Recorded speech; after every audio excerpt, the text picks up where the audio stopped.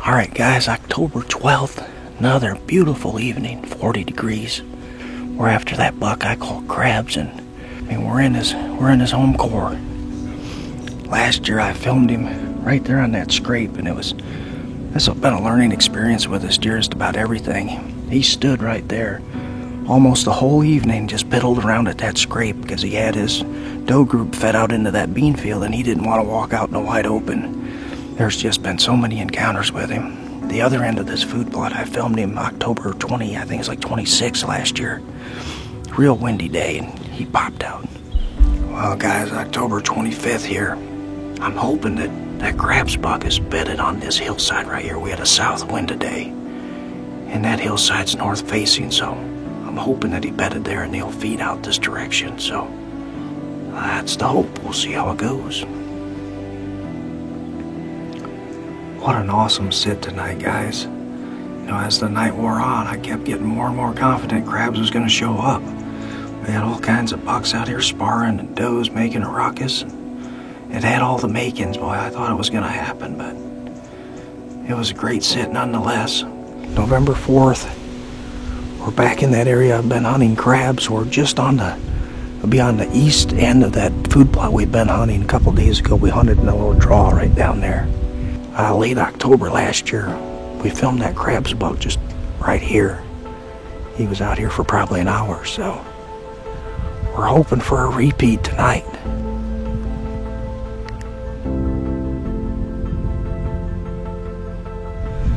Well, we played our cards right. I figured it was a matter of time till he was in here. Sure enough, we had him right here. I don't know, maybe that's probably 70 yards out, but what a gigantic buck. So fortunate to even be able to see a deer that size. I can't believe any buck in here would tangle with him, but he had a great big wishbone G3, 10 or 12 inch tines off both sides of it, and the whole thing's gone. Which I don't know when he did that, but last pictures I had, he had all of his tines, so. But he's in here on that doe, either she's in estrus or just coming in or something, but man, anytime you see a deer of that caliber, that's unbelievable.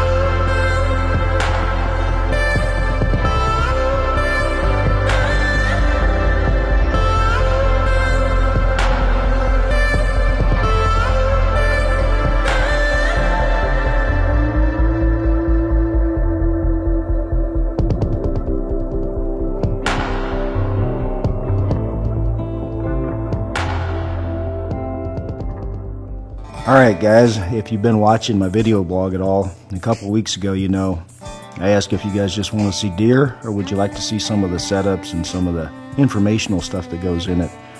Basically what we have is a transition area between two bedding areas. It's a little bit of a unique spot because it's between two bedding areas, and it's also between two feeding areas.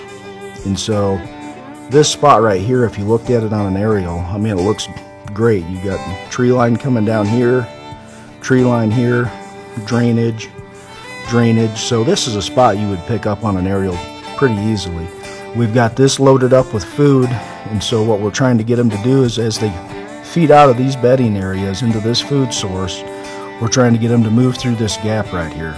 And Drake was down this summer and he filmed some of this, but we've got a mowed path I created right here. We just opened up this road right here with a dozer, and then I just keep mowing that all year long to get them to use it. And then we did the same thing right here. We've got a fence that comes down, and I opened that fence right here to get them to use this spot right here.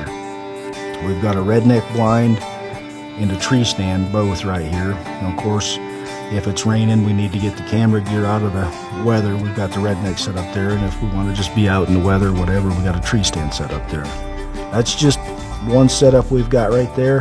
This is one that I'll hunt basically all year long. I've got some stands that I'll hunt rut only, some that are early season, and some are just late season, but I'll show you some of these rut only stands as we go too. They're basically just stands that are way back in the timber. The access isn't great, but it's the old risk versus reward that you heard Bill talk about a couple weeks ago. You know, it's such a good spot that, you know, the reward is so high, kind of minimizes the risk, and you're only going to hunt it probably 1 or 2 times all year anyway. So I'll show you some of those stands coming up.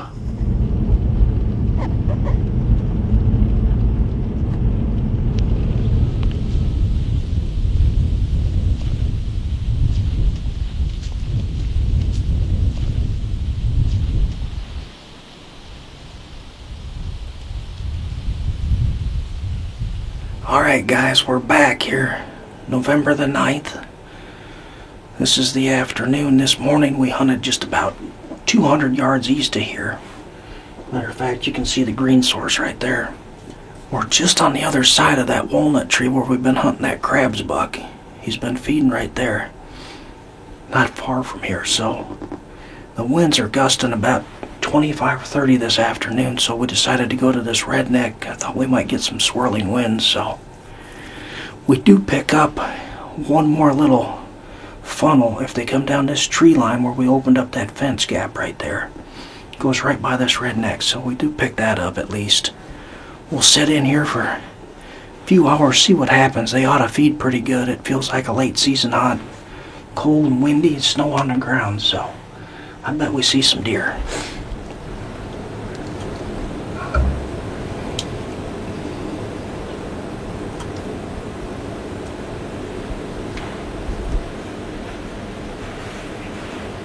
He's down here. Old Crabs is turfed. He's not going to stand for that, is he? Man, he's a pretty buck, isn't he? Yeah. He's cool. I think this is interesting. That buck out there is the same buck Max and I filmed here about 4 or 5 days ago. He's got that like black stripe right there going down the side of his face, and he's over probably 1.5 miles from where we filmed him. So that just shows you what the rut can do for you. I mean, if they can't find a girlfriend, they're gonna get on their horse and start looking.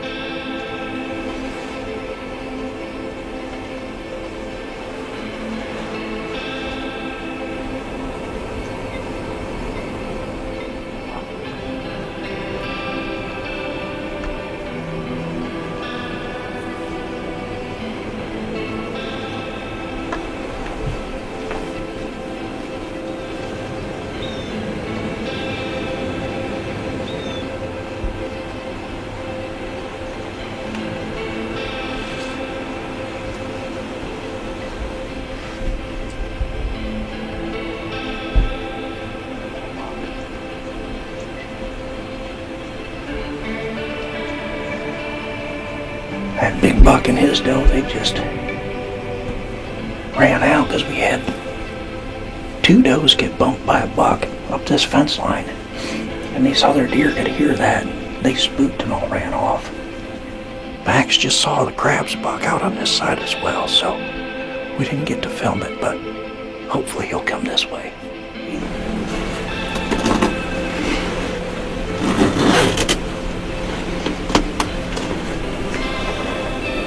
Just like the other night. Mm-hmm.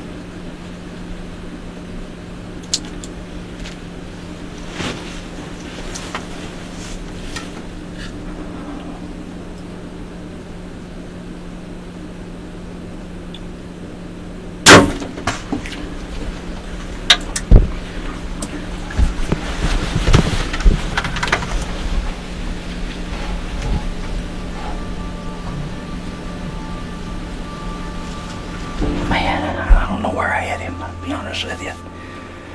That first shot, he was standing just perfect, and I just started putting pressure on my trigger, and he turned, and I don't know. My mind couldn't quit putting pressure on the trigger quick enough, and he turned, and it almost shot right beside him. I couldn't tell, and he was standing there that was 45, right at that scrape right there. It felt good when it went off, and I couldn't see that arrow hit, so I don't know. Hopefully we got him. It's a heck of a buck. I think it's been like 4 years we can trace that buck back, so that's awesome. So right there, that's that rubbing post that Drake and I set up this summer. It was on the main show there, maybe middle of August or something. So that'll be interesting to see if he's been on that recently. I just like tracking deer, I'm not gonna lie to you, so I'm just gonna track him anyway, so we'll do that.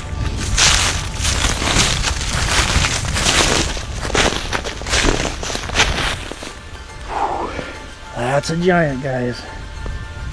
Let's go put our hands on him.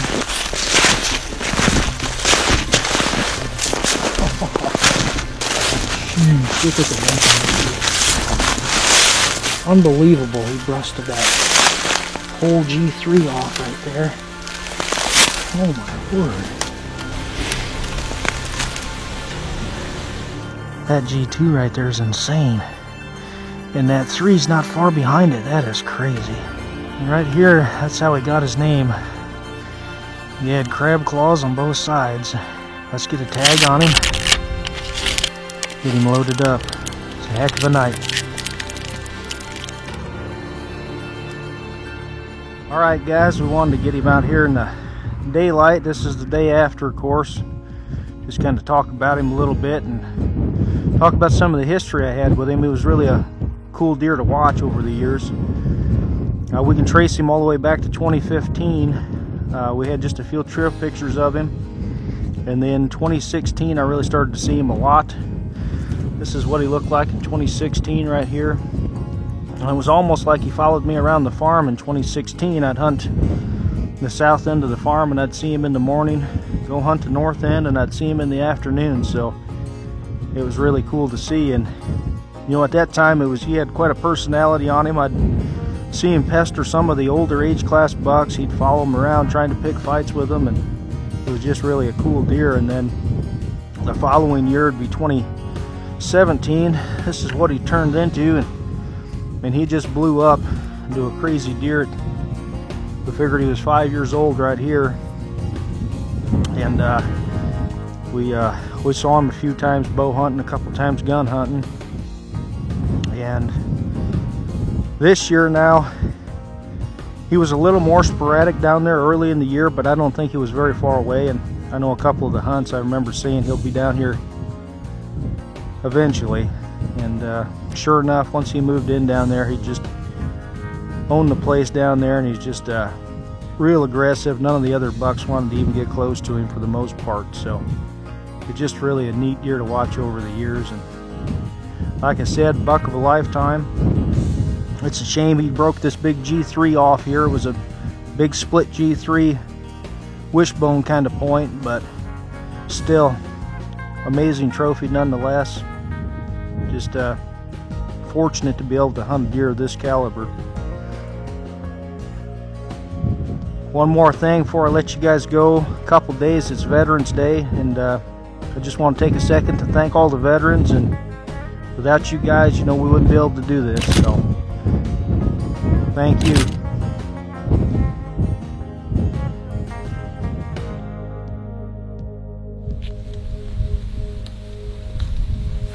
Today is November 14th, and Dale and I decided to come down to Skip's farm and give it a go.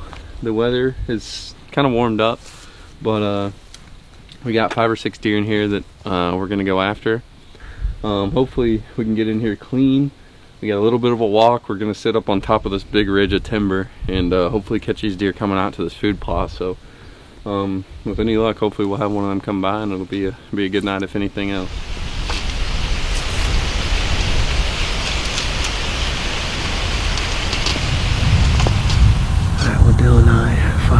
set up. We did have a little buck come in kind of behind us about 15 minutes ago. We got a fawn bedded behind us right here, so we're just going to take what we got, and hopefully one of these shooters Skip's got on camera shows up. He's got this all TSI kind of down below us, and the deer kind of have to work around the top side of this ridge, so hopefully here too long the deer start moving and maybe we can get a shot at one of these bucks.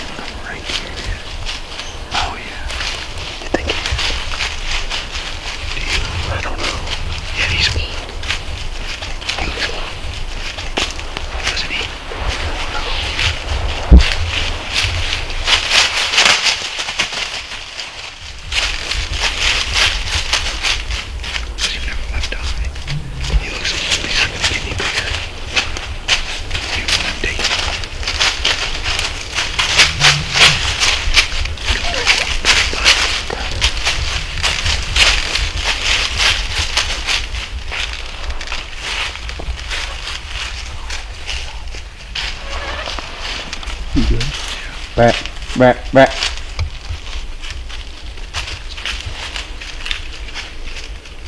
Right.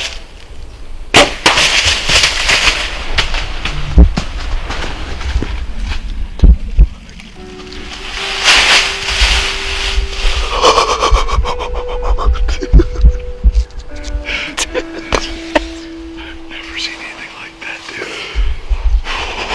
That's insane, dude. That was insane. Give me some, brother. Give me some, dude. That's a mature deer. Dude, I've never seen it. A deer came in chasing a doe. For whatever reason, she got right here and kind of got spooky. And he kind of stood there. I mean, he was at 15 yards. And I never had a shot right here. And she kind of worked off back towards the CRP. And he just kind of turned, and I tried stopping him once or twice, and he just kept going. I finally got him, I don't know, it was probably 25 yards, and smoked him. I mean, he was just pouring blood. I mean, we could hear him just pouring blood right underneath of us. And he's done right there. I mean, that is awesome. That is, I mean, that's like one of the best hunts I've probably ever had. I mean, November 14th, you can't beat that. I mean, that's prime time rut action right there. Well, we're not gonna waste any time, dude. Let's go. We're gonna get down and go get him. That was insane. It shows you how fast things can go. Yeah, I mean, I've been filming probably 20 days in a row, and this is the first time I've been able to get out and actually hunt during the rut, so. That's crazy, man. Give me some. Man, that was awesome.